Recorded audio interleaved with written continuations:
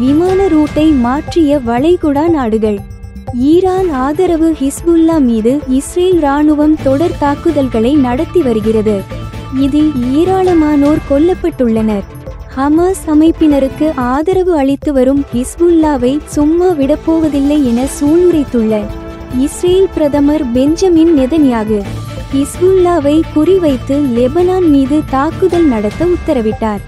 முதலில் லெபனான் மீது வான்வழி தாக்குதலை தொடங்கிய இஸ்ரேல் தற்போது தரைவழி தாக்குதலையும் நடத்தி வருகிறது. இஸ்ரேல் தாக்குதலில் ஹிஸ்புல்லா தலைவர் ஹசன் நஸ்ரல்லா கொலை செய்யப்பட்டார்.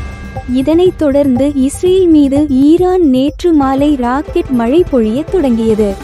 சுமார் 200க்கும் மேற்பட்ட ராக்கெட்டுகள் இஸ்ரேலின் பல்வேறு பகுதிகளில் சரமாரி தாக்குதலை நடத்தியது.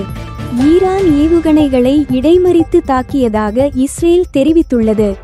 ஈரான் வீசிய ஏவுகணையால் டெல் அவிவ் பகுதியில் உள்ள மொசாட் தலைமையகம் அருகில் பெரிய பள்ளம் ஏற்பட்டுள்ளது. இஸ்ரேல் மீது ஈரான் நடத்திய ஏவுகணை தாக்குதலுக்கு பிரான்ஸ் அதிபர் இம்மானுவேல் மக்ரோன் கண்டனம் தெரிவித்துள்ளார். இஸ்ரேலுக்கும் அதன் மக்களுக்கும் எதிரான பயங்கரவாத நடவடிக்கைகளை ஹிஸ்புல்லா நிறுத்த வேண்டும் என்றும் இம்மானுவேல் மக்ரோன் வலியுறுத்தியுள்ளார்.